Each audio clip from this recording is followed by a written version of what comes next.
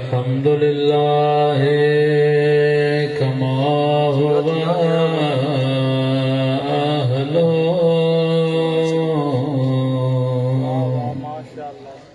الصلاة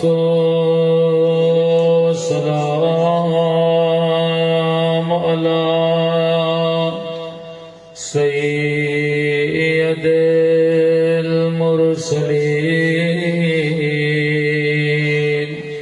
وخاتم النبيين أبي القاسم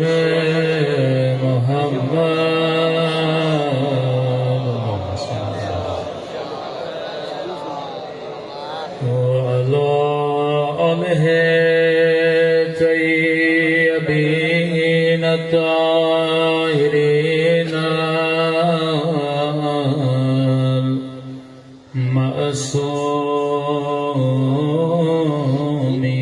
المعصومين. سب مل کے دعا امام زمان. اللهم صل وليك حجة ابن الحسن صلواتك عليه وعلى آبائه في هذه الساعة وفي كل وليا وحافظا وقائدا وناصرا ودليلا وعينا حتى تسكنه أرضك طوعا وتمتعه فيها طويلا برحمتك يا أرحم الراحمين. صلوات سلام.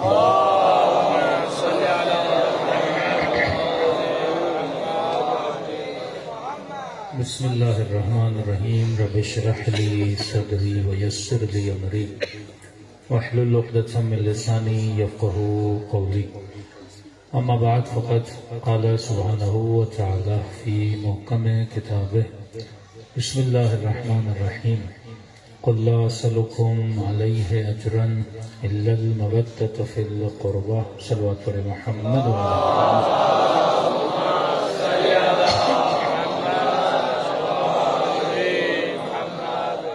دعا ہے پروردگار عالم ہم سب کی عبادتوں کو اپنی بارگاہ میں قبول فرمائے اور جس مقصد زندگی کی خاطر ان مجالس میں محافل میں جمع ہوتے ہیں ان مقاصد میں ہم سب کو کامیابیاں نصیب فرما دیں.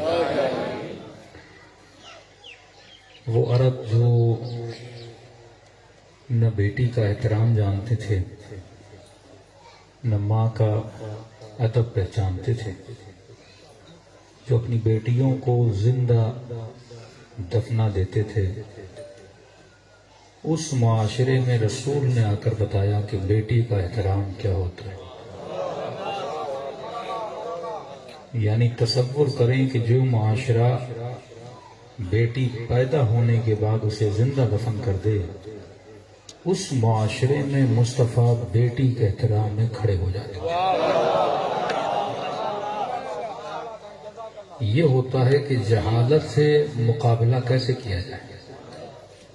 اور وہ عرب جو مکے کی گلیوں کا نجس پانی پیتے تھے، ان عربوں کو بتایا کہ طہارت کیا ہوتی ہے، نجاست کیا ہوتی ہے. جو مہینہ مہینہ نہاتے نہیں تھے،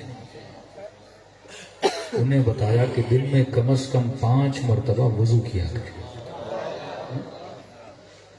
وہ عرب جو اپنی سوتیلی ماؤں سے شادیاں کرتے تھے، انہیں بتایا کہ حلال رشتہ کیا ہوتا ہے، حرام رشتہ کیا ہوتا ہے، جنہیں محرم نامحرم کی تمیز سکھائی، جنہیں طہارت اور نجاست کا درس دیا، جنہیں زندگی کرنے کا سلیقہ دیا، جو کعبے کی دیواروں کا طواف تو کرتے تھے لیکن برہنہ حالت میں کپڑے اتار کر اور یعنی کی حالت میں طواف کرتے تھے، انہیں بتایا کہ حیا کیا ہوتا ہے، انہیں بتایا کہ عفت کیا ہوتی ہے، انہیں سکھایا کہ غیرت کیا ہوتی ہے۔ اور یہ سب کچھ سکھانے کے بعد عرب رسول کے پاس آئے کہ یا رسول اللہ، ہم حیوان تھے، آپ نے ہمیں انسان بنانے کا درس دیا، تھے تو لبادہ بشری میں لیکن حیوان تھے، نہ بڑے سے بات کرنے کی تمیز تھی، نہ چھوٹے سے بات کرنے کا ادب تھا، نہ ماں کو ماں سمجھتے تھے نہ باپ کو باپ سمجھتے تھے۔ ایک اونٹ کی خاطر 6 مہینے عرب لڑتے رہتے تھے۔ آپ نے ہمیں بتایا کہ یہ مہینے ماہ حرام ہوتے ہیں، آپ نے ہمیں بتایا کہ غلام بھی کبھی بلال بن سکتا ہے، آپ نے ہمیں بتایا کہ کنیز بھی کبھی فضہ بن سکتی ہے۔ یہ ادب، یہ احترام، یہ انسانیت کا درس، یہ سب کچھ آپ نے ہمیں سکھایا۔ یا رسول اللہ، قاعدہ دنیا ہے کہ جب کوئی احسان کرے، کچھ سکھائے تو اسے تھینک یو کہنا چاہیے، احسان کا بدلہ احسان سے دینا چاہیے۔ لہذا ہم آپ کی محنتوں کا اجر ادا کرنا چاہتے ہیں۔ کوئی سونا لے کر آیا، کوئی سکے لے کر آیا، کوئی درہم لے کر آیا، جس کے پاس مال تھا، بھینسیں تھیں، جس کے پاس اونٹ تھے، جو کچھ تھا، بکریاں تھیں، وہ لے کر رسول کی خدمت میں، یا رسول اللہ یہ میرے اونٹ لے لیجئے، آپ نے ہمیں انسانیت کا درس دیا، میرے زر و دولت لے لیجئے، آپ نے ہمیں انسانیت کا درس دیا۔ آیت نازل ہوئی، اے حبیب کہہ دو مجھے نہ تیرا زر چاہیے، نہ تیری دولت چاہیے، نہ تیرا مال چاہیے، کیا چاہیے میرے حبیب؟ قل لا اسألکم علیہ اجرا الا المودۃ فی القربى، اگر کوئی چیز مجھے چاہیے تو وہ یہ ہے کہ میری آل سے مودت کرنا، پھر ان سجدوں کا اجر بھی ادا ہو جائے گا، پھر تمہاری عبادتوں کا اجر بھی ادا ہو جائے گا۔ اے وہ مسلمان جو کبھی بت پرست تھا، آج اگر وحدہ لا شریک کو سجدہ کر رہا ہے، یہ کس کی محنت ہے؟ یہ مصطفیٰ کی محنت ہے۔ آج تمہاری بیٹیوں کے سر پہ چادر ہے، یہ کس کی محنت ہے؟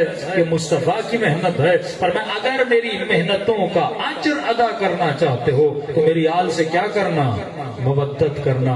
میں کہوں یا رسول اللہ، عربی میں لفظ محبت بھی ہے، آپ نے یہ کیوں کہا کہ مودت کرنا؟ آپ یہ بولتے کہ میری آل سے محبت کرنا، آپ نے محبت کا لفظ استعمال نہیں کیا، آپ نے محبت کا لفظ استعمال نہیں کیا، آپ نے مودت کا لفظ استعمال کیا۔ فرمایا مودت کا درجہ محبت سے بلند ہوتا ہے۔ محبت بیوی سے کرتے ہو، محبت بچوں سے کرتے ہو، محبت اپنے گاؤں سے کرتے ہو، محبت اپنی کھیتی باڑی سے کرتے ہو، محبت اپنی بکری سے کرتے ہو، محبت مال سے کرتے ہو، محبت دولت سے کرتے ہو، محبت اپنے سماج اپنے ملک سے کرتے ہو، محبت اپنی زبان سے کرتے ہو۔ فرمایا جہاں کائنات کی محبتیں ختم ہوتی ہیں وہاں سے مودت کی ابتدا ہوتی ہے۔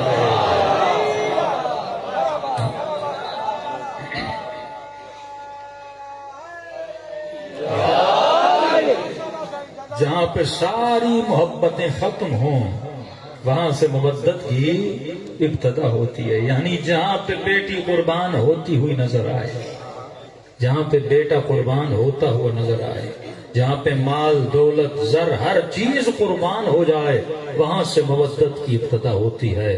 تبھی فرمایا کربلا مودتوں کا میدان تھا۔ کسی ماں نے کہا کہ یہ کیسی مائیں تھیں کربلا میں، بھلا کوئی ماں اپنے بچے کو کربلا کے میدان میں تیار کر کے بھیجے گی؟ یہ کیسی ماں ہے ام فروا کہ اپنے 14 سال کے بچے کو تیار کر کے موت کے منہ میں بھیج رہی ہے؟ کہ کوئی دنیا کی ماں ایسا نہیں کرے گی.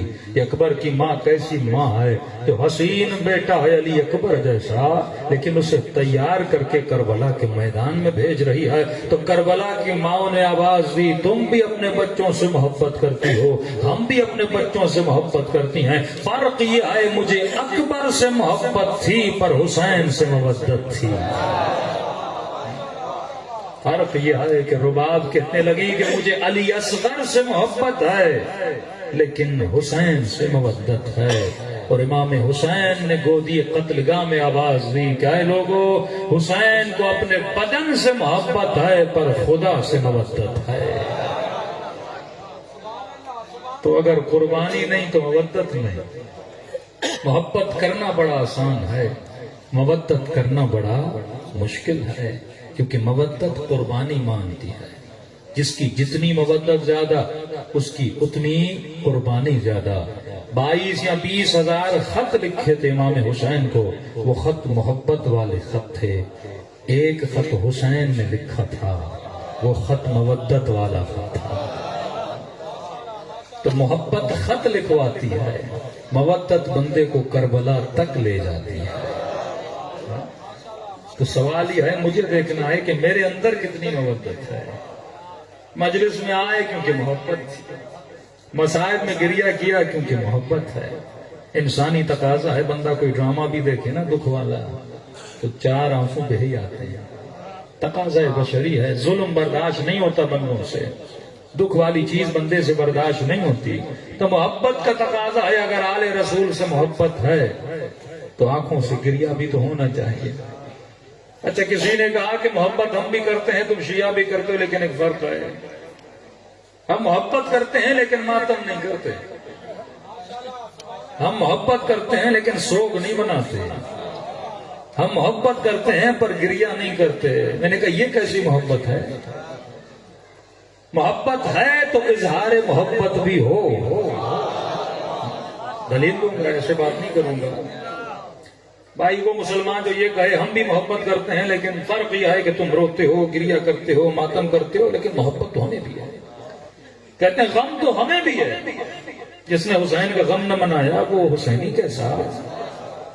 ہم بھی حسین کا غم مناتے ہیں، بس فرق یہ ہے تم لوگ سوگ کرتے ہو، گریہ کرتے ہو، سینہ پیٹتے ہو، لیکن ہم ایسا نہیں کرتے.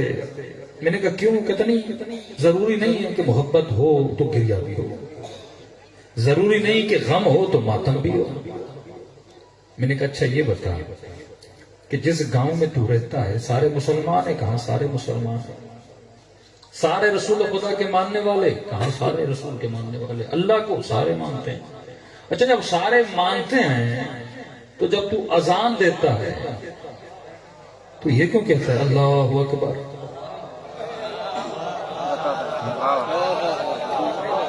جبکہ سارے مانتے ہیں اللہ بڑا ہے، جبکہ سارے مانتے ہیں اللہ اکبر ہے. تو بتاتا ان کو ہے جن کو پتا ہے. جب پتا ہے تو بتانا کیسے؟ اور یہ کیا مثلا اشہد ان محمد رسول اللہ، میں گواہی دیتا ہوں کہ محمد اللہ کا رسول ہے. بھائی مجھے پتا ہے، مجھے کیوں بتا رہا ہے؟ کہ اسے پتا جسے پتا نہ ہو. پورا گاؤں مسلمانوں کا سب نے گواہی دی کہ محمد اس کا رسول ہے، پھر تو اذان میں اعلان کیوں کرتا ہے؟ نماز پہ بلانا ہے تو 3 مرتبہ کہو الصلاۃ الصلاۃ، سارے آ جائیں گے، نماز پڑھ لیں گے. یہ کیا کہ تو گواہی دیتے اللہ بڑا ہے، محمد اس کا رسول ہے، محمد اس کا رسول ہے. بھائی ہم سب کو پتا ہے محمد رسول ہے، تو کہتا کیوں ہے؟ کہتا نہیں مولانا، اگر عقیدہ ہے تو اظہار ضروری ہے. عجیب مسلمان، اگر عقیدہ ہے تو اظہار ضروری ہے. اللہ کو کیسے پتا یہ محمد کو رسول مانتا ہے؟ زبان سے کہا تو پھر پتا چلا. کیونکہ کئی تھے ابو سفیان جیسے جنہوں نے کہا تو تھا، دل سے مانا نہیں تھا. اللہ نے کہا کہو تاکہ شکلوں سے پتا چلے کہ مانا بھی ہے کہ نہیں مانا. تو کہ صرف عقیدہ رکھنا کافی نہیں ہے، واجب ہے کہ اپنے عقیدے کا اظہار کرو. تو میں نے کہا جس طرح عقیدہ دل میں رکھنا کافی نہیں ہے، اظہار ضروری ہے، اسی طرح غم کا دل میں ہونا کافی نہیں ہے، اظہار کرنا ضروری ہے.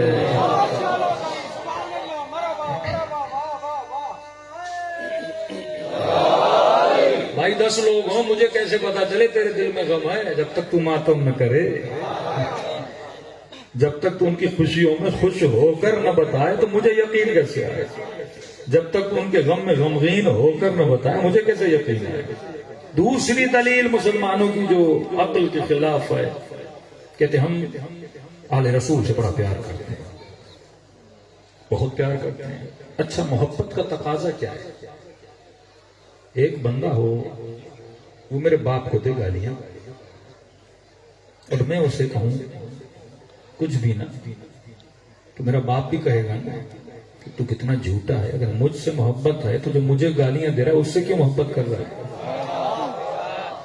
میں کہوں نہیں بابا، آپ سے بھی محبت ہے اور جو گالیاں دیتا ہے اس سے بھی محبت ہے۔ باپ کہے گا لعنت ہو ایسی محبت پہ، یہ کیسی محبت ہے جو مجھے گالیاں دے اس سے بھی محبت اور مجھ سے بھی محبت؟ تو عجیب مسلمان ہے، علی سے بھی محبت ہے، 70 سال جس نے علی کو برا بھلا کہا اس سے بھی محبت ہے۔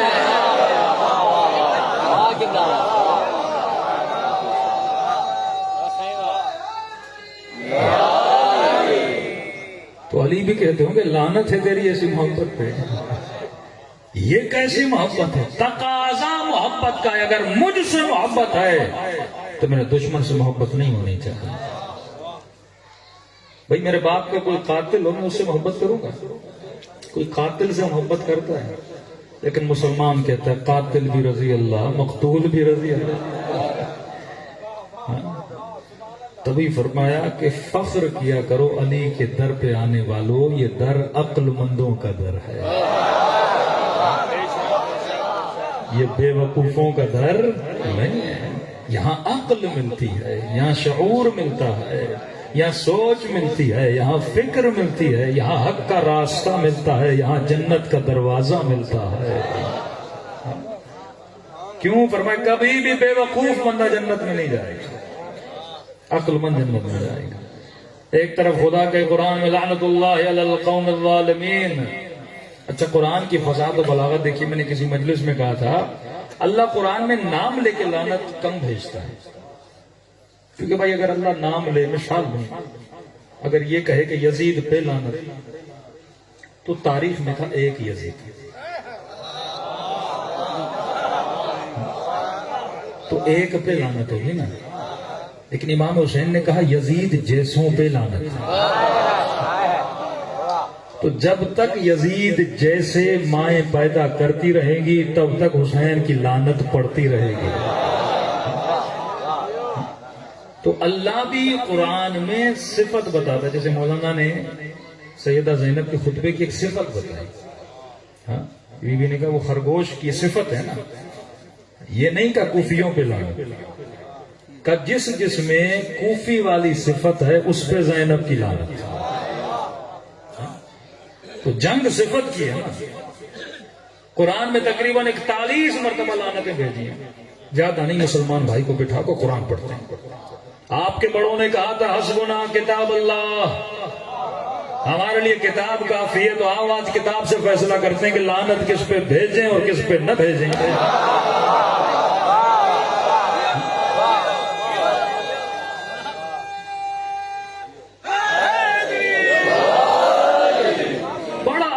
اگر قرآن پڑھیں تو سارے مسئلے حل، لیکن مسئلہ یہ قرآن کی کم سنتا ہے، مفتی کی زیادہ سنتا ہے۔ قرآن جنت اور جہنم سمجھائے گا، مفتی کو کیا پتا، اسے اپنی جنت کا نہیں پتا، وہ جنت کو تجھے کیا لے جائے گا۔ تو قرآن اٹھا، قرآن میں تقریباً 41 مرتبہ خدا نے لعنت کیا، اللہ نے لعنت کیا۔ اب اٹھا، خدا نے کس کس پہ کی، تو بھی اس پہ کر، بڑی آسانی ہو جائے گی۔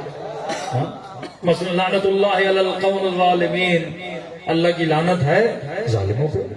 اب جس نے ظلم کیا اس پہ اللہ کی بھی لعنت، قرآن کی بھی لعنت، شیعوں کی بھی لعنت۔ اب یہاں پارٹی بازی نہیں چلے گی، اپنا ظلم کرے تو ظلم نہیں، ظلم صحابی بھی کرے تو ظلم ہے، ظلم صحابی کا بیٹا بھی کرے تو ظلم ہے، ظلم کوئی بھی کرے ظلم ظلم ہوتا ہے۔ اللہ اس پہ کیا بھیجتا ہے؟ رحمت بھیجتا ہے۔ ظالم کو اللہ بخشتا نہیں ہے۔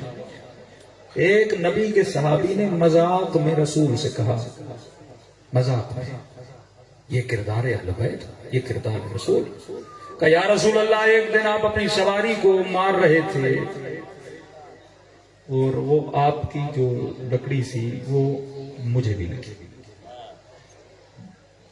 حیوان کو مار رہے تھے وہ مجھے بھی لگا۔ حالانکہ رسول حیوان کو بھی نہیں مارتے تھے، وہ رحمت للعالمین تھے۔ تو یہ چیک کرنا چاہتے تھے رسول خود۔ اسی وقت نبی نے کہا جتنا میں نے تجھے مارا تھا اتنا تو مجھے مار۔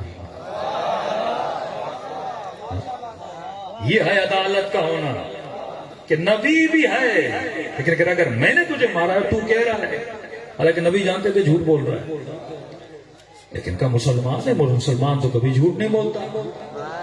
نبی حسن ظن کر رہے ہیں، اگر بول رہا ہے تو ٹھیک ہے بولنے دو، صحیح بول رہا ہوگا، وہ سب کے سامنے بول رہا ہے اور میرا صحابی ہو کے بول رہا ہے کہ جتنا میں نے تجھے مارا اتنا تو مجھے مار۔ کہتے ہیں تمام تر اصحاب کے سامنے نبی نے اپنی پیٹھ سے قمیص اٹھائی، اتنی اٹھائی کہ نبی کے دو دوش کتف جو ہے وہ نظر آنے لگے۔ کب مار؟ اس کی آنکھوں میں آنسو آ گئے کہ یا رسول اللہ میں نے مذاق کی تھی، میں تو مہر نبوت کا بوسہ لینا چاہ رہا تھا۔ تو ظلم کوئی بھی کرے اللہ کہتا ہے میری لعنت ہے، لعنت اللہ علی الکاذبین، خدا کے جھوٹوں پہ لعنت ہے۔ تہمت کی نسبت دینے والوں پہ اللہ کہتا ہے میری لعنت ہے۔ کسی کو زنا کی نسبت، کسی کو ظلم کی نسبت، کسی پہ جھوٹ کی نسبت، اللہ کیا کہتا ہے میری اس پہ لعنت ہے۔ تو جو 70 سال علی پہ جھوٹ باندھے گئے، 70 سال ایک سچے کو بدنام کیا گیا، تو قرآن تو کہتا ہے ایسوں کو میری لعنت ہے۔ خدا نام نہیں لیتا، خدا کیا بتاتا ہے؟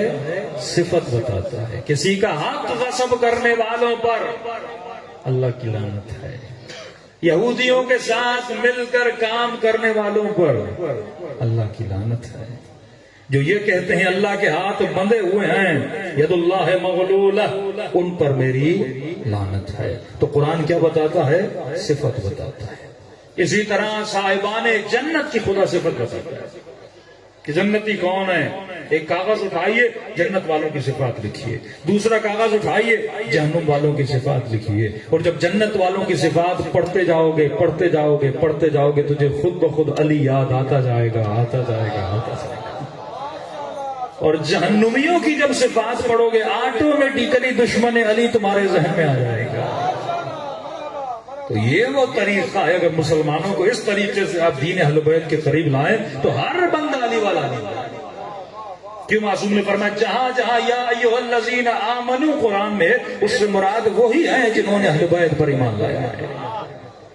یہ قرآن صفات اہل بیت کو بیان کرنے کی کتاب ہے، وہ نام نہیں بتاتے، وہ صفت بتاتے۔ خط لکھا امام حسین نے حبیب ابن مظاہر، وہاں پر بھی صفت بتائی، من حسین الغریب الى رجل الفقیہ، حسین غریب یہ بھی صفت ہے، اور خط اس سے لکھا جا رہا ہے جو مرد فقیہ ہے۔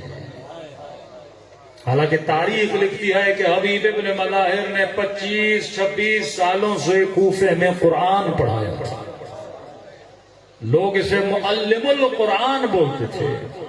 مولا یہ بھی لکھ سکتے تھے من حسین الغریب الی معلم القرآن، حسین غریب کی طرف سے قرآن پڑھانے والے کو خط، لیکن یہ نہیں لکھا، لکھا الی رجل الفقیہ، مرد فقیہ کو خط لکھا جا رہا ہے، کیونکہ قرآن پڑھنے والے تو خوارج بھی تھے، قرآن پڑھنے والے تو لشکر یزید میں بھی تھے، لیکن وہ فقیہ نہیں تھے۔ اگر بندہ فقیہ ہو تو حسین شناس بن جاتا ہے۔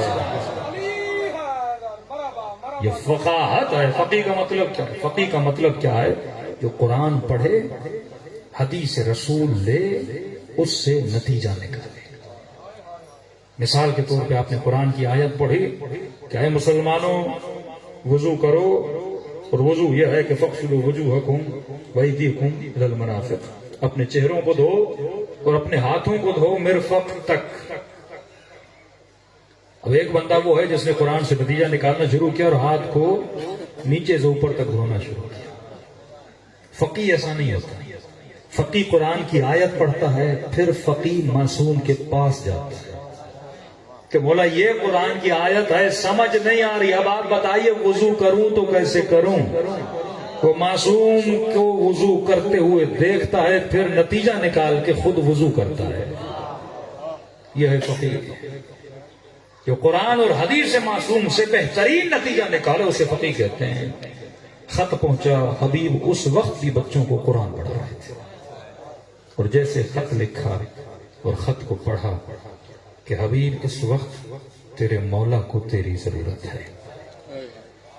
اب حبیب نے اسی وقت قرآن کھولا، اور جب کھولا تو یہ آیت آئی، قُلْ لَا أَسْأَلُكُمْ عَلَيْهِ أَجْرًا إِلَّا الْمَوَدَّةَ فِي الْقُرْبَى.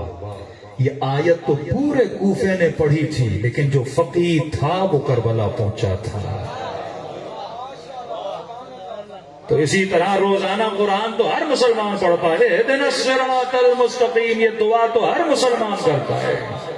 لیکن یہ تعلیم قرآن ہے، قرآن پڑھنے والے ہیں. اگر فقی ہوتے تو علی کے در پہ آ جاتے.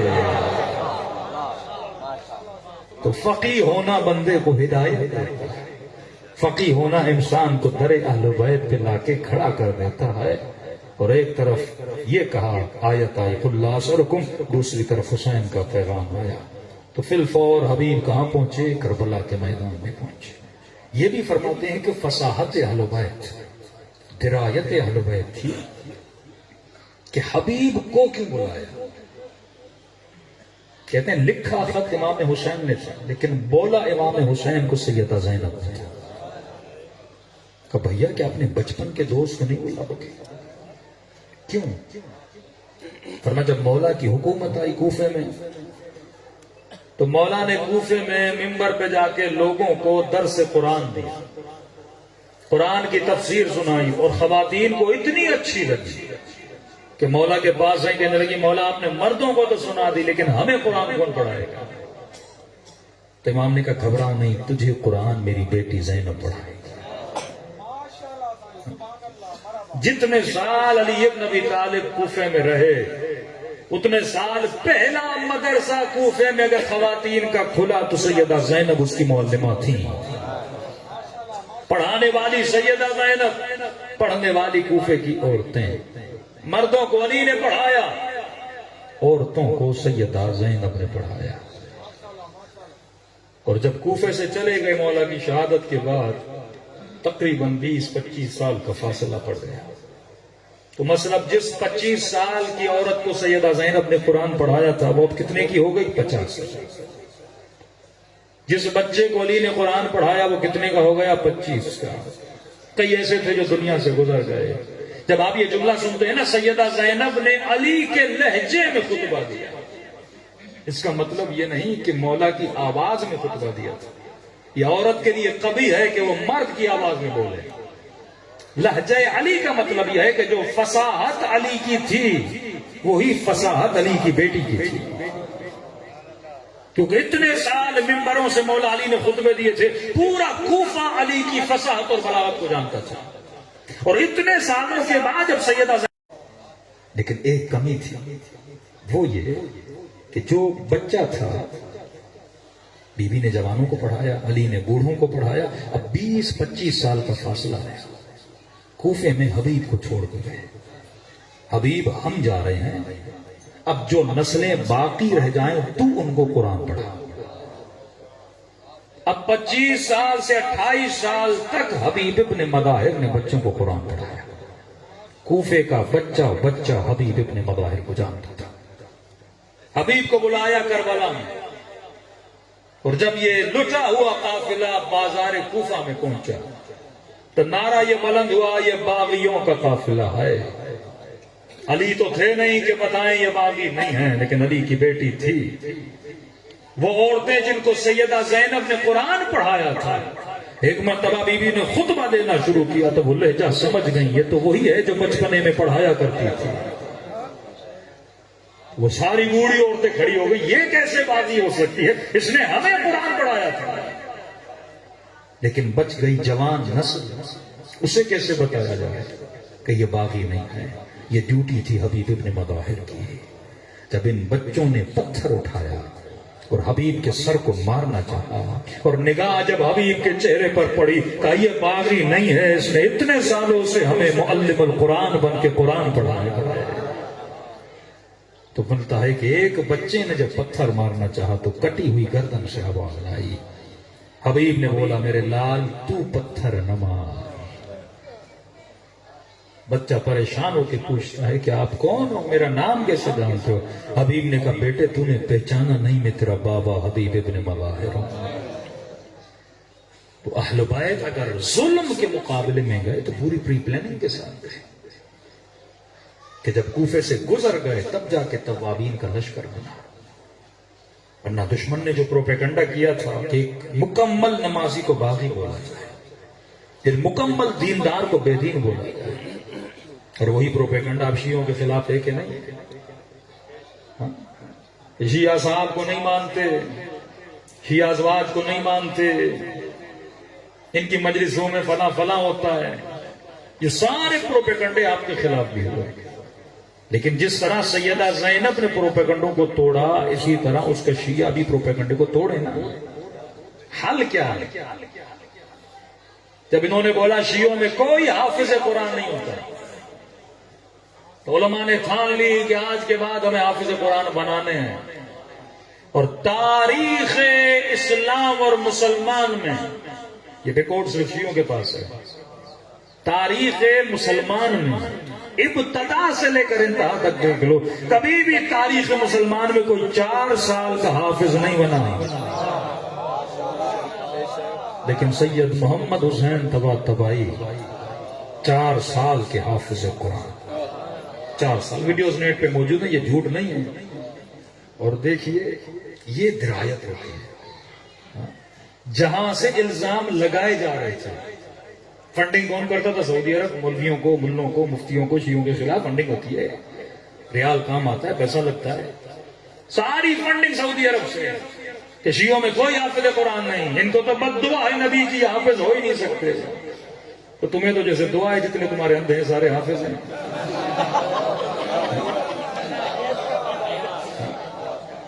کبھی آنکھوں والا حافظ بھی تو لانا، کیونکہ جو نابینا ہوتا ہے اس کا ویسے حافظہ تیز ہوتا ہے، سائنٹیفکلی نابینا آدمی کا حافظہ تیز ہوتا ہے، وہ جلدی یاد کر لیتا ہے۔ تو کوئی آنکھوں والا بھی تو حافظ نہ، اور حافظ بننا کمال نہیں ہے، قرآن پہ عمل کرنا کمال ہے۔ تو جس نے پروپیگنڈا کیا وہ سعودی عرب، پیسہ وہاں سے لگتا تھا، یعنی جہاں سے تکفیریوں کا جو منبع اور مرکز تھا وہ تھا سعودی عرب، جہاں سے سارے پروپیگنڈے ہوتے تھے۔ انہوں نے بھی حافظ بنایا 4 سال کا، اور کہاں لے گئے؟ سعودی عرب، کہ جہاں سے پروپیگنڈا ہوا ہے وہیں سے ان کے پروپیگنڈے کو ان کے سر پہ توڑ دیں گے۔ تو 4 سال کا بچہ سعودی عرب گیا، عرب کے بوڑھے، عرب کے بڑے، سارے عرب کے لوگ جمع ہوئے، بچہ اسٹیج پہ پہنچا کہ جس سے جو سوال کرنا ہے کرے۔ یعنی اتنی صدیوں کے بعد بھی اگر قرآن کا نام کسی بچے نے روشن کیا، وہ بھی علی کی اولاد میں سے تھا، وہ بھی سید محمد حسین طباطبائی تھا۔ اور عالم یہ تھا، یہ ویڈیو پڑی ہوئی ہے، جس کو عربی آتی ہے یا ترجمہ آتا ہے وہ ذرا کم از کم سب ٹائٹل لگا کے ان مولوی اور مفتیوں کا منہ بند کریے جو کہتے ہیں شیعوں میں حافظ نہیں ہوتے۔ وہاں پہ چلا گیا اور اس بچے نے، کوئی بھی بندہ اس سے سوال کرتا تھا یہ جواب قرآن سے دیتا تھا۔ اس سے پوچھا کہ آپ کو کھانے میں کیا پسند ہے، اس نے سورہ بقرہ کی وہ آیت پڑھ دی، پیاز ہو گیا، دال ہو گئی، یہ آیتیں پڑھنا شروع کر دی۔ جو جہاں سے صفحہ کھولتا تھا، صرف حفظ نہیں کیا تھا، ٹیکنیکلی حفظ کیا تھا، یعنی وہ آیت پہ نام رکھتے تھے، ایک لفظ پڑھتے تھے، یہ صفحہ بھی بتاتا تھا، آیت بھی بتاتا تھا، سورہ بھی بتاتا تھا۔ 4 سال کا بچہ پورا قرآن کا حافظ بن گیا۔ اور جب بچہ جانے لگا تو عرب خوشی کے مارے پریشان ہو گئے، 4 سال کا بچہ، پوری تاریخ میں ایسا نہیں ہوا کہ سوال کرو اس کے ہاتھ میں مائک ہے، بچہ جواب دیے جا رہا ہے، بالکل کانفیڈنس میں بچہ جواب، جو سوال قرآن کی آیت، جو سوال قرآن کی آیت۔ تو جاتے جاتے انہوں نے اتنے کھلونے خریدے کہ محمد حسین طباطبائی کے والد کہتے ہیں اگر ہم جہاز میں ڈالتے پورا جہاز بھر جاتا. اتنے بچوں کو کھلونے لے کر دیے. اور جب بچے سے کہا یہ کھلونے آپ کے لیے دیے ہیں, اس نے جواب دیا, کہا میں علی کا چاہنے والا ہوں, مجھے کھلونوں سے کھیلنے کی عادت نہیں ہے.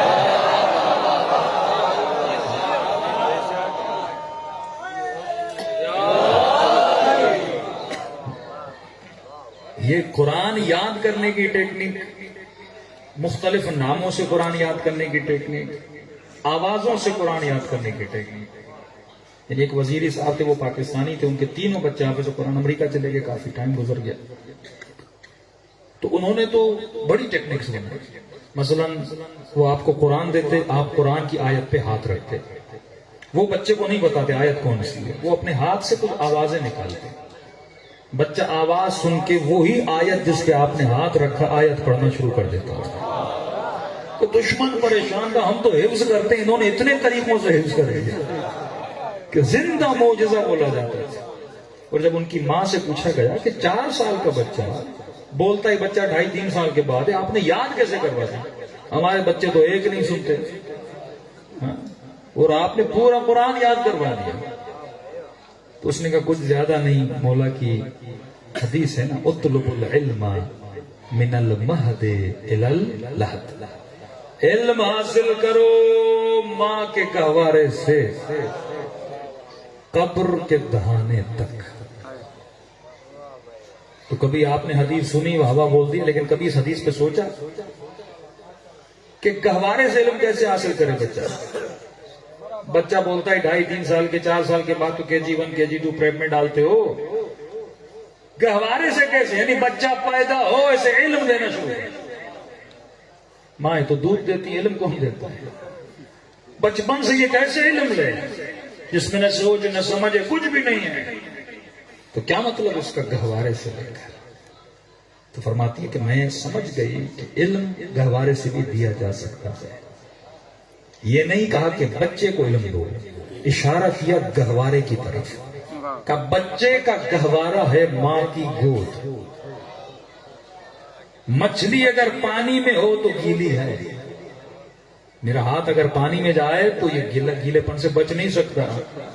تو جس گود میں بچہ ہو, اگر وہ گود عالم ہو تو بچہ بھی عالم بن جاتا ہے.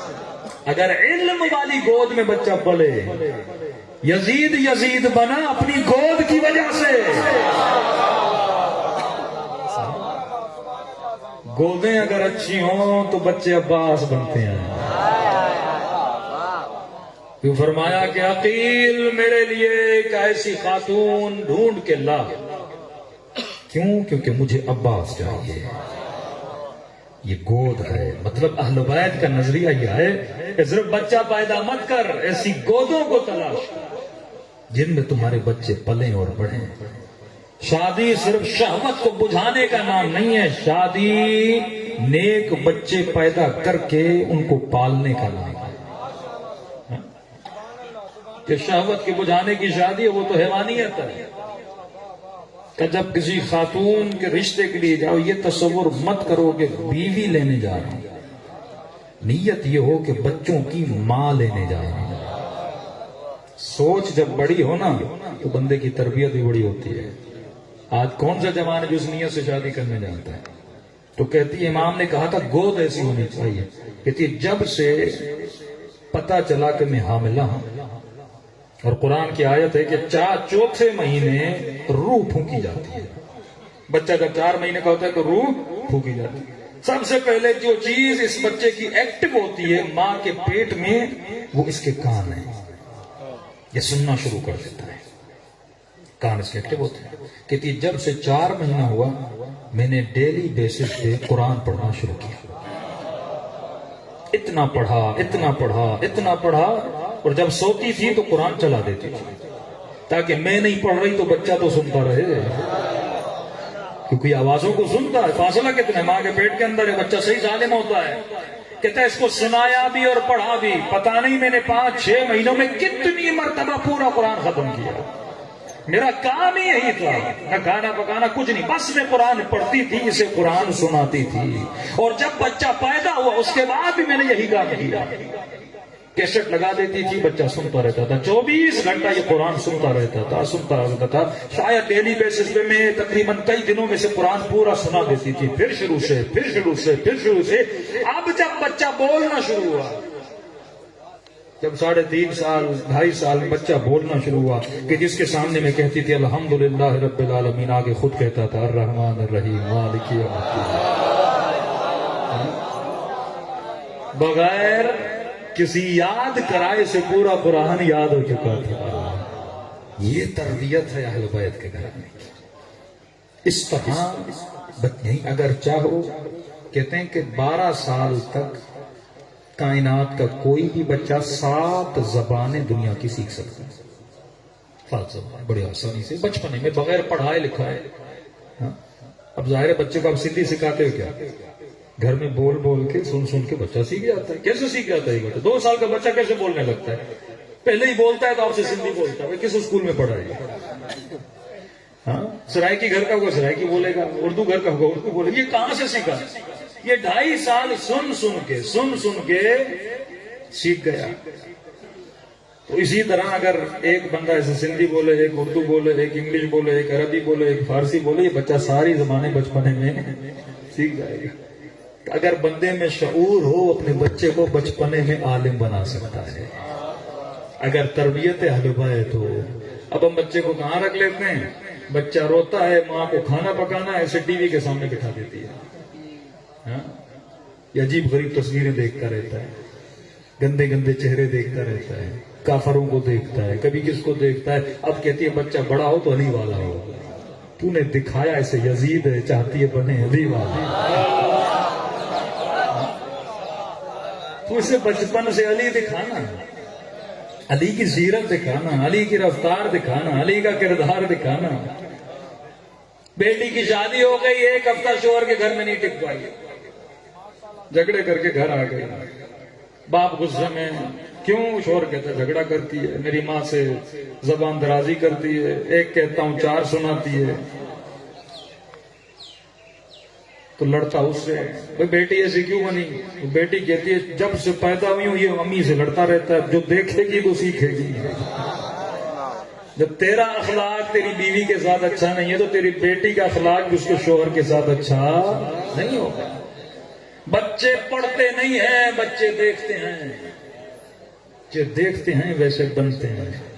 ہم چھوٹے تھے تو ایک وقفہ آتا تھا، آپ کو بھی یاد ہوگا، کہ ایک باپ سگریٹ پیتا ہے، بچہ پینسل اٹھاتا ہے، تو بچہ دیکھتا ہے، جو آپ کرتے ہوئے ایسا کرتا ہے، جو آپ بولتے ہوئے ایسا بولتا ہے۔ بچپن سے جب گالیاں دو گے تو بچہ کیا سیکھے گا؟ گالیاں سیکھے گا۔ فضہ سیدہ کے گھر میں رہ کر قرآن بولنا سیکھ گئی۔ یہ گھر ایسا ہے، یہ گھرانہ ایسا ہے۔ سلمان ان کے قریب جاتا ہے تو منا حلال بیت بن جاتا ہے، حبیب ان کے قریب جاتا ہے تو حسینی بن جاتا ہے، اور چند گھڑیاں حسین صرف پانی پلاتے ہیں، جہنم سے نکل کر جنت کے اندر آ جاتا ہے۔ بہترین تربیت کا جو سلیقہ اور طریقہ ہے وہ ہے کردار۔ اپنے کردار سے لوگوں کو اٹریکٹ کرو، اپنی رفتار سے لوگوں کو اٹریکٹ کرو۔ بندہ نام علی کا لے لیکن جرسی ہو، کیا ہوا؟ کسی مجلس میں نے کہا تھا نا، بندہ چرس پی اور کہ یزید پہ لعنت، میں نے کہا یزید بھی پریشان ہوگا، بندہ میری پارٹی کا۔ مثلی لا یبایع مثل یزید، مجھ جیسا یزید جیسے کی بیعت نہیں کرے گا۔ کیا مطلب؟ جس کا کردار حسین جیسا ہوگا وہ کبھی یزید کے کردار پہ نہیں چلے گا۔ تو نشہ تو وہ بھی کرتا تھا، فرق یہ وہ شراب پیتا تھا، تو چرس پی رہا ہے، تو بھنگ پی رہا ہے۔ اور یہ سوچو اللہ تیرا دشمن نہیں ہے، وہ اگر کسی چیز سے منع کرتا ہے نا تیرے فائدے میں۔ انسان کیوں ہے؟ عقل کی وجہ سے۔ یہ یاد رکھا، جب عقل ہے تو انسان ہے، عقل نہیں تو درندہ ہے، عقل نہیں تو حیوان ہے، عقل نہیں تو گالی دیتا ہے، عقل نہیں تو چھوٹے بڑے کا احترام نہیں رہتا ہے، اور ہر وہ چیز جو انسان کے عقل کو نقصان پہنچائے خدا نے حرام کی۔ شراب عقل کو زائل کرتی ہے، بھنگ بندہ پیے عقل رہتی ہے کیا؟ نہیں رہتی۔ وہ کہتے مولانا بھنگ پیو تو گرمی کا پتہ نہیں لگتا، وہ کیسے لگے گا؟ عقل ہے ہی نہیں۔ عقل ہو تو بندے کو پتہ لگے۔ یہ کوئی خوبی تھوڑی ہے کہ دنیا کو گرمی لگ رہی ہے تجھے لگی نہیں رہی، تو ایب نارمل ہوا نا، نارمل تو ہے نہیں۔ اکثر لوگ جو آپ دیکھتے ہیں سب سے زیادہ خودکشی امریکہ میں، یورپ میں کیوں ہوتی ہے؟ جاپان میں سب سے زیادہ خودکشی ہوتی ہے شراب کی وجہ سے۔ بندہ نشہ کرتا ہے، پل پہ چڑھ جاتا ہے، اسے پتہ ہی نہیں لگتا، کیونکہ شراب ڈر کو ختم کر دیتا ہے۔ یعنی دیکھیے ایک سینسر ہوتا ہے نا، مثلا میرے سامنے شیر کھڑا ہے تو انسان کے سینس ایکٹیو ہو جاتا ہے کہ بھئی شیر خطرناک ہے، کھا جائے گا تو میں بھاگ جاتا ہوں۔ یہ بھاگنا اس سینس کا نام ہے۔ بچھو کو دیکھو گے بھاگو گے، بچہ بھاگتا ہے، بچے میں عقل نہیں، وہ سینس ابھی ایکٹیو نہیں ہوا کہ بچے کو بتائے کہ خطرہ کیا ہوتا ہے۔ وہ آگ بھی ہوگا، آگ میں ہاتھ ڈال دے گا تو کیا ہوگا؟ یہ عقل مندی ہے یا بے وقوفی ہے؟ بے وقوفی۔ عقل نہیں ہے، وہ آگ کو بھی اٹھا لیتا ہے۔ اس کو جب آپ نشہ کرتے ہو تو آپ کا سینس ختم ہو جاتا ہے، ڈر ختم ہو جاتا ہے۔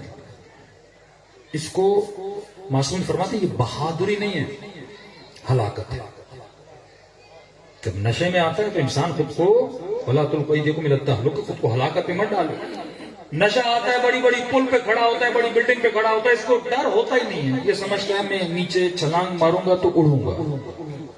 وہم کا غلبہ ہوتا ہے، خیال وہم میں چلا جاتا ہے۔ کئی لوگ اس طرح خودکشیاں کرتے ہیں، زندگی تباہ و برباد ہو جاتی ہے۔ عقل تجھے با ادب بناتی ہے۔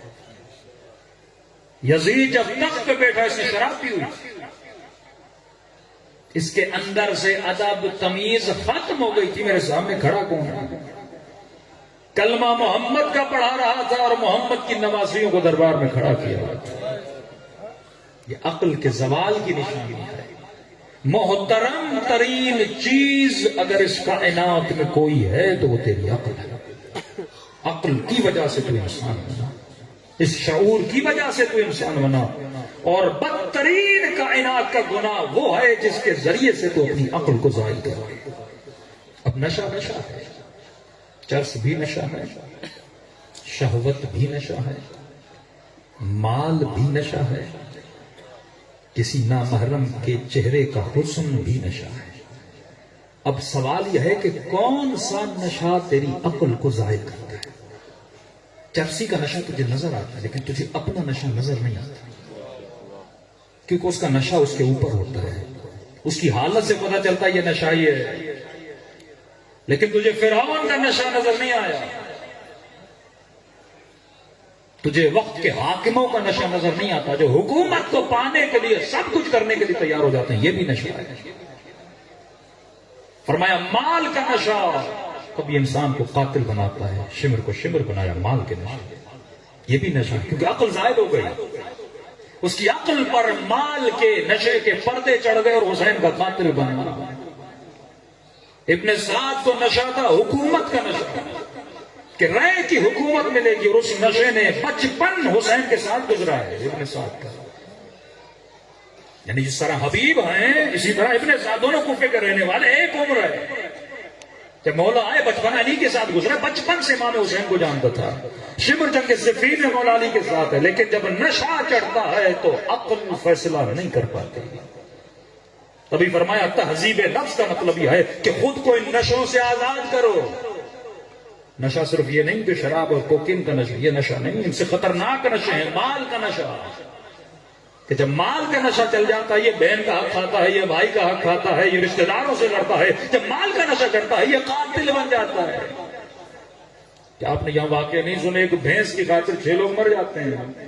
1 ایکڑ زمین کیا ہے، 1 جریب زمین کیا ہے، بھائی بھائی سے لڑ پڑتا ہے، رشتہ داریوں میں جھگڑے ہو جاتے ہیں، طلاقیں ہو جاتی ہیں، مال کا نشہ، جس کو قرآن نے کہا یہ سب چیزیں جھاگ کی طرح ہیں۔ فرماتی ہے مال، یہ دولت، یہ اولاد، یہ جھاگ ہے۔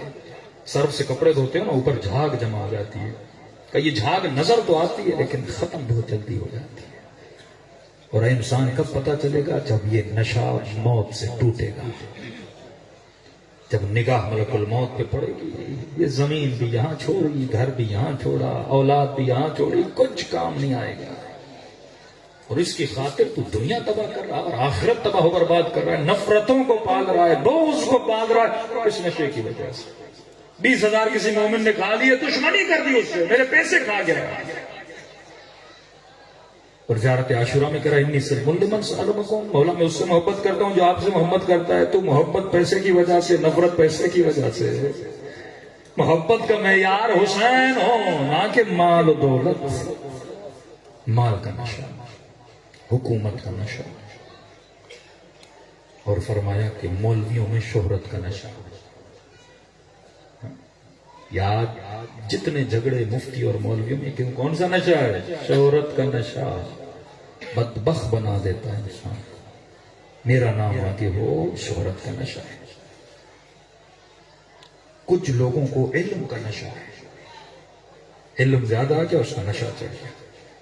تو فرمایا انسان سوچے کہ کون سی چیز ہے جو تمہاری عقل کو ظاہر کر رہے۔ ایران کا بہت بڑا مجتہد ہے، نماز عید لاکھوں کا مجمع ان کے پیچھے نماز پڑھنے آئے۔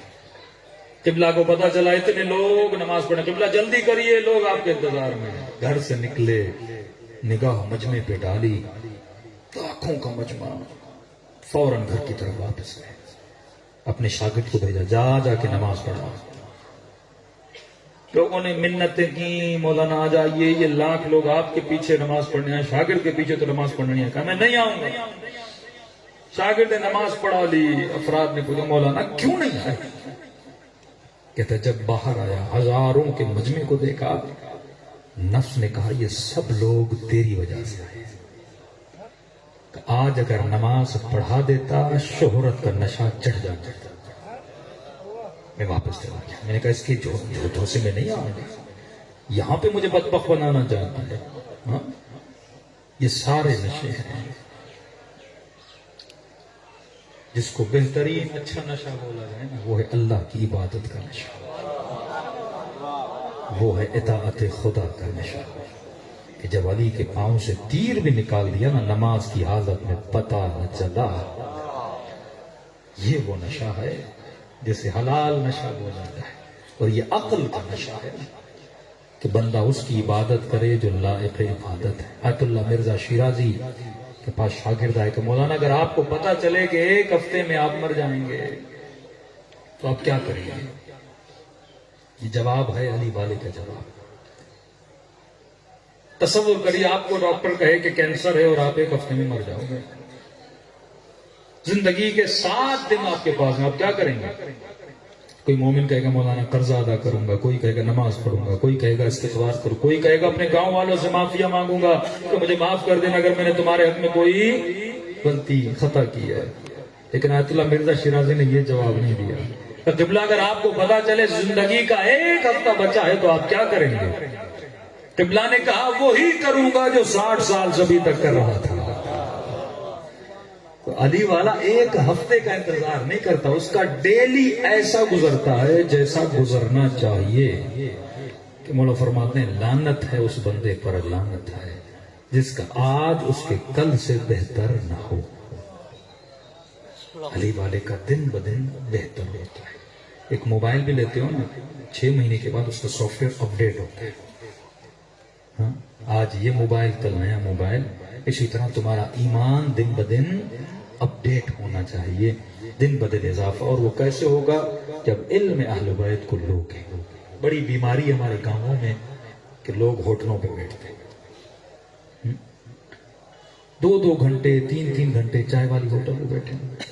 حرام ہے، حرام ہے، حرام ہے، وقت ضائع کرنا حرام ہے۔ فقہ علی والا کبھی بھی اپنا ٹائم ضائع نہیں کرتا، نہ ایسی محفل میں بیٹھتا ہے نہ ایسی نشست میں بیٹھتا ہے جہاں پہ وقت ضائع۔ مولا اچھی مثال دیتے ہیں، فرماتے اگر روڈ سے گزرو اور تمہارے 5,000 6,000 10,000 گم ہو جائیں کتنا دکھ ہوتا ہے۔ کوئی رات نیند نہیں آتی، آج 10,000 گم ہو گئے۔ فرمایا اس پہ مال کا نشہ ہے کہ مال کے گم ہونے پہ سے پوری رات نیند نہیں آتی، لیکن گھنٹوں ضائع کر دیتا ہے، اسے پرواہ ہی نہیں ہوتی۔ یہ کیسا علی وعدہ ہے؟ مولا فرماتے ہیں مالدار آدمی جب مرتا ہے ملک الموت کو کہے گا میرا سارا مال لے لے لیکن مجھے 1 گھنٹہ دے. آواز آئے گی 1 گھنٹہ بھی نہیں مل سکتا. مولا فرماتے اب قیمت جانو، جو وقت گزار رہے ہو یہ کروڑوں سے زیادہ اس کی قیمت ہے. اور فرماتے ہیں جب بندہ مر جائے گا، جس نے بیٹے کو سب کچھ دیا، بیوی کو ہر نعمت دی، دوستوں کے ساتھ نبھایا، سب کچھ کیا، اب جب مرے گا تو وہی قبر، وہی اندھیری رات اپنا بیٹا چھوڑ کے چلا جائے گا. بیوی تو قبرستان تک بھی نہیں آتی. وہ دوست جو وفا اور یاریوں کے وعدے کرتے تھے وہ بھی چھوڑ کے چلے جائیں گے. مولا فرماتے اس اندھیری رات میں ایک نورانی وجود دیکھے گا جو اس کے خوف کو ختم آ کے کرے گا، تنہائی کے عالم کو آ کے ختم کرے گا. اتنا مہربان ہوگا جس کے ساتھ آ کے بیٹھے گا، اسے دیکھے گا اسے تسلی آ جائے گی، کہے گا تو کون ہے؟ مجھے بیوی چھوڑ کے چلی گئی، مجھے بیٹی چھوڑ کے چلی گئی، بیٹا چھوڑ کے چلے گیا. آواز آئے گی میں وہ نماز ہوں جسے تو کبھی کبھی پڑھا کرتا تھا. یہ چیزیں قبر میں کام آتی ہیں. باقی سب کچھ جھاگ ہے تو سیکھو زندگی اہل بیت سے. کہ فرمایا بہن زینب مجھے نماز شب میں یاد کرنا. کیوں فرمایا ہے سر؟ یہ درس دے رہے تھے ہمیں کہ جب حسین کو زینب نماز شب میں یاد کر رہی ہے، کیونکہ جو جس سے جتنا پیار کرتا ہے نا وہ بہترین جگہ پہ اسے یاد کرتا ہے. تو اگر تجھے اپنے مرحوم ماں باپ سے محبت ہے تو تقاضا محبت یہ ہے کہ اظہار بھی ہو، اور اظہار محبت یہ ہے انہیں نماز شب کے قنوت میں یاد کیا کر. اور جب اس بوڑھی ماں کو یاد کرتے ہو نا، حضور فرماتے ماں باپ زندہ ہوں یا مر جائیں، مرنے کے بعد بھی ان کی دعا بیٹے کو لگتی ہے. وہاں سے وہ تجھے دعا کرتے ہیں. یہ کریموں کا گھرانہ، کریموں کا خاندان ہے کہ جس نے اپنے قاتل کو بھی پانی پلایا. بہن کے پاس آئے، فرمایا بہن زینب مجھے وہ کرتا جو سب سے زیادہ پرانا ہو. اب بھائی پرانا کرتا کیوں مانگ رہے ہو؟ فرمایا ان لشکر والوں کو حسین بخوبی جانتے ہیں کہ میرے شہید ہو جانے کے بعد یہ میرے بدن سے ہر چیز اتار لے، میری زرہ، میرا لباس. میں چاہتا ہوں کم از کم کرتا میرے بدن پر ہو اور پرانا ہو تاکہ لوٹنے والا اس کی طرف رغبت نہ رکھے. چیز اچھی ہو تو بندہ اتارتا ہے، پرانی چیز کون اٹھائے گا؟ بیوی نے کرتا دیا، امام حسین نے خنجر نکالا اور کرتے سے پھاڑنا شروع کیا. کہا حسین اب پھاڑ کیوں ہے؟ کہ شاید یہ پرانا کرتا بھی کوئی اتار لے، پھٹا ہوا ہوگا تو کوئی نہیں اتارے گا. لیکن میرے امام زمانہ فرماتے میرا سلام ہو میرے اس دادا پہ جس کے بدن پہ ایک کپڑا بھی نہیں تھا. یہاں تک تو سب نے سنا، لیکن اگلا جملہ سننا کہ کتنے قریب ہیں امام حسین. فرمایا بہن زینب وہ پیلے رنگ کی قمیص بھی دو. فرمایا حسین پھٹی ہوئی قمیص پہننے کے بعد پیلے رنگ کی قمیص کیوں؟ اچھی قمیص تھی. فرمایا بہن زینب جو کرتا اتارنے آئے گا نا، میں نہیں چاہتا خالی ہاتھ جائے. خدا کی قسم ایسا کریم امام کہیں دیکھا ہے؟ دشمن بھی لوٹنے آئے تو حسین نہیں چاہتے کہ خالی ہاتھ جائے. تو کیسے ممکن ہے حسین تجھے اپنی مجلس میں بلائے اور خالی ہاتھ لوٹا دے؟ نہیں، مانگنے کا طریقہ آنا چاہیے. فرمایا ایسے مانگا کرو جیسے فقیر مانگتا ہے. ظرف وجود جتنا بڑا ہو وہ اتنا عطا کرتے ہیں. دل اگر تنگ ہونا تو ان دلوں میں کچھ جاتا نہیں ہے. فرمایا خود کو حر بنا، کتنا بھی گنہگار ہو بھیا کہہ کے تجھے سینے سے لگاتے. یہ راتیں مانگنے کی راتیں. خدا را مجلسوں کو رسم مت بنائیے. رسمیں آتی ہیں چلی جاتی ہیں، مجلس عبادت ہے، عبادت کی شرط و شروط ہوتی ہے. ہر مجلس میں آؤ حسین کو ایک خوشی دے دو. زندگی میں 10 مجلسیں کی، 10 خوشیاں کی. اور حسین کو خوشی کس چیز سے ملتی ہے؟ میرے رونے سے نہیں ملتی. حسین کو خوشی تب ملتی ہے جب تو ایسا بنے جیسے حسین ہیں. ہر مجلس میں آ کے خوبی پیدا کرو. دیکھو اپنے ساتوں اعضاء سے کیا غلطیاں کرتے ہو، آ کے وعدہ کرو مولا یہ غلطی آج کے بعد نہیں کروں گا. حرام دیکھتا تھا آج کے بعد دیکھوں گا نہیں، حرام کھاتا تھا آج کے بعد کھاؤں گا نہیں، حرام بولتا تھا آج کے بعد بولوں گا نہیں۔ ایک ایک عضو کو پاک کرتے جاؤ گے، اور یاد رکھنا جب آنکھیں پاک ہو جاتی ہیں نا تب جا کے امام زمانہ کی زیارت ہوتی ہے۔ جب زبانیں پاک ہوتی ہے نا، اب اس زبان سے حسین کو سلام کرو تو جواب بھی ان کانوں سے پھر سننے میں آتا ہے۔ یہ مجلسیں وہ آب طہارت ہے جو لوگوں کو حر بناتا ہے، اور اگر مجلس میں آ کر بھی بندے میں تبدیلی نہ آئے تو امام زین العابدین فرماتے ہیں ہم آتے تو ہر مجلس میں لیکن ہر مجلس سے راضی نہیں ہوتے۔ فرمایا جس مجلس سے مومن گھر جائے رات کو سوئے تو سوچے آج اس مجلس سے میرے اندر کون سی تبدیلی آئی۔ اگر تبدیلی ہے تو سجاد راضی ہیں، اگر تبدیلی نہیں تو وہ راضی نہیں ہیں۔ دلوں کو کربلا دے جائے۔ سلام کریں اپنے آقا کی مظلومیت۔ السلام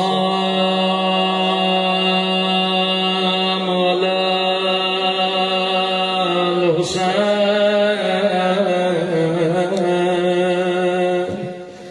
وعلی علی ابن الحسین وعلی اولاد الحسین وعلی اصحاب حسین کی صدا بلند ہو، ایسے حسین کہو جیسے سکینہ نے بابا کو پکارا۔ السلام علی الحسین وعلی علی ابن سب مل کے وعلی اولاد الحسین وعلی اصحاب بلند آواز سے السلام علی الحسین وعلی علی ابن وعلی اولاد وعلی اصحاب میرا سلام ہو زینب کی لٹی ہوئی چادر پہ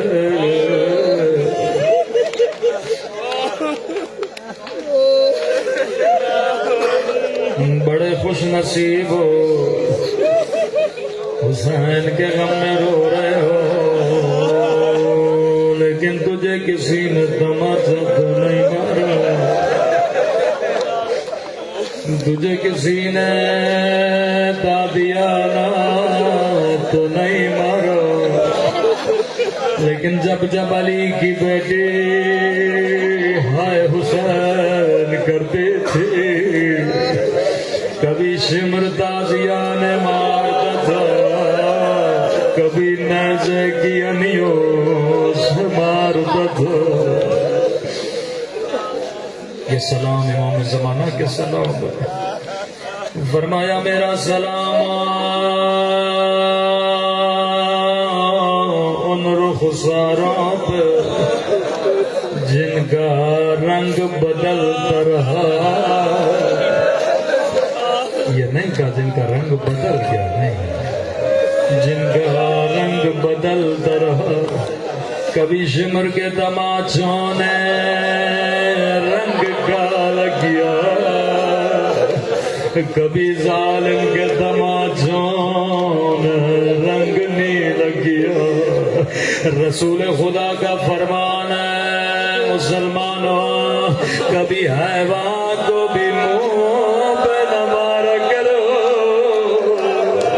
انہوں نے حسین کی بیٹی کو تماچے مارے تھے۔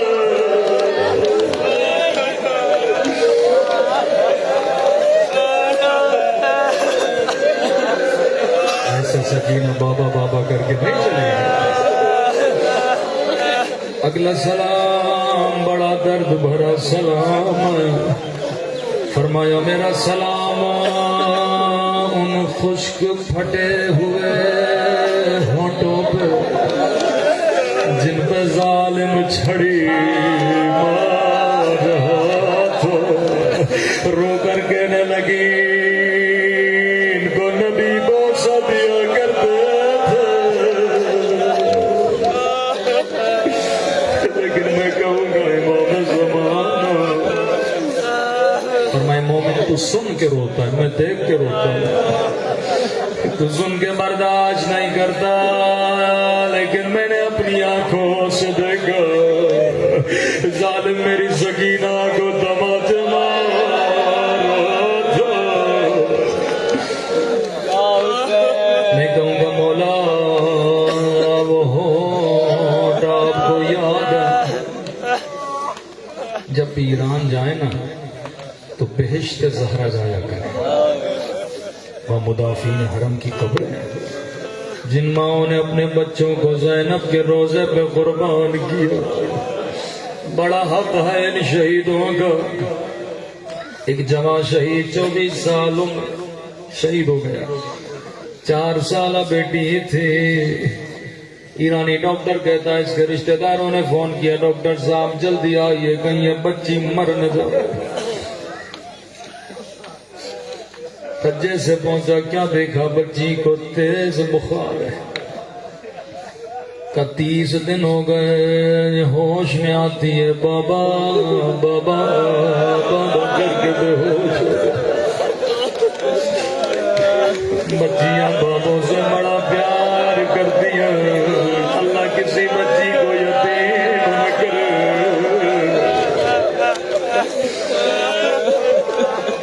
کہتا میں نے بچی کو چیک کیا، سرانے پہ بابا کی تصویر تھی۔